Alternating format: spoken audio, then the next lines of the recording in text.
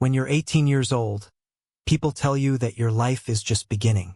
What they don't tell you is that you're about to make one decision that quietly determines your financial freedom for the next 40 years. Not your first job, not your first relationship, not even where you live. It's the moment you sign your student loan paperwork. And most people don't realize what they've agreed to until it's already too late. Let me tell you about Emily and Jason. Same graduation year, same small town, same average grades, same middle-class parents. Emily does what she's been trained to do her entire life. She goes to a respected in-state university, majors in psychology, takes out loans because everyone does. Total cost by graduation, $128,000. Jason pauses, not because he's lazy, not because he's anti-education. He just isn't sure yet. So he takes a customer support job at a manufacturing company making $33,000 a year. Not impressive, not glamorous, but it's real money.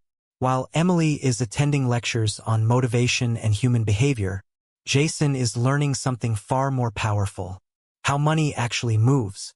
He lives at home, keeps expenses low, and starts investing $300 a month into a broad market index fund. Nothing fancy, no crypto, no day trading, just boring consistency. Fast forward 4 years. Emily is 22.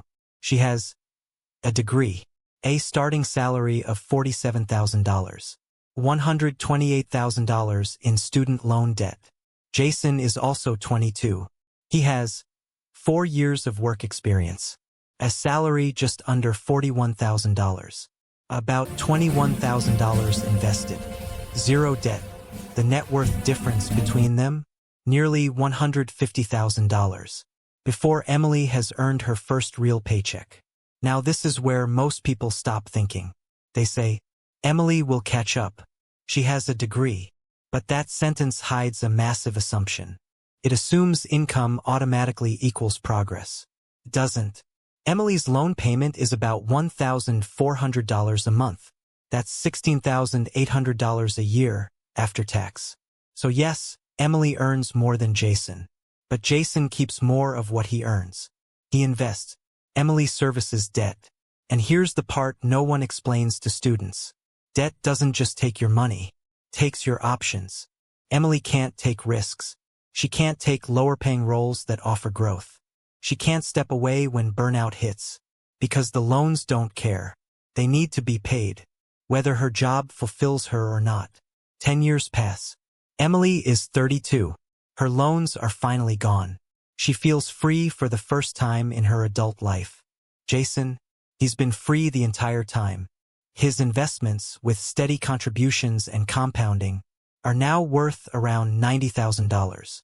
Emily's net worth? Roughly zero. 14 years of effort, just to reach the starting line Jason crossed at 22. Now let's run the numbers forward honestly. Same raises, same investment returns, same discipline. Emily starts investing aggressively after debt freedom. And yes, she does eventually catch up. But not at 35, not at 40, not even at 45. The crossover point happens around age 54. That means for over 30 years, the college graduate is financially behind someone who never went. Not because she failed, because the math was stacked against her from the beginning. And this is the average case. Not worst case, not horror stories, just normal students, normal debt, normal jobs. For lower-paying majors, the crossover moves closer to retirement. Sometimes it never arrives at all. So why do people keep making this decision? Because college isn't sold as a financial product. It's sold as a moral obligation. If you question it, you're told, you're short-sighted. You don't value learning. You're afraid of hard work. But none of that addresses the math. Here's something deeply uncomfortable. We allow 18-year-olds to sign six-figure debt contracts for a product with uncertain returns and no accountability. No other industry gets this privilege. If a bank gave a business loan with this risk profile, it would be criminal. But when it's called education, we stop asking questions. And the system depends on that silence. Colleges get paid up front. Lenders are federally protected. Employers get a cheap filtering tool. Everyone wins, except the student. This creates a psychological trap. Once you've taken the debt, admitting it might not have been worth it feels unbearable.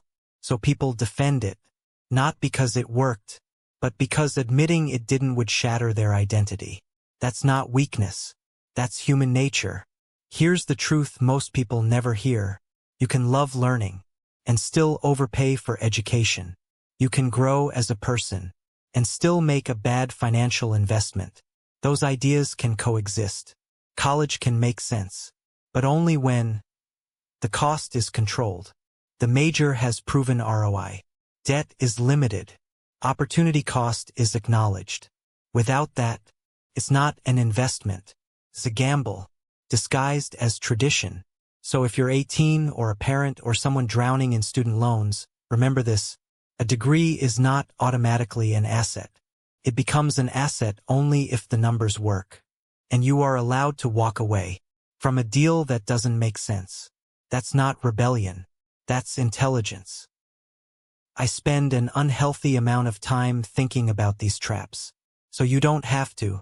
If this changed how you think about money, hit subscribe, because the most expensive lessons are the ones you never question. I'll see you next time.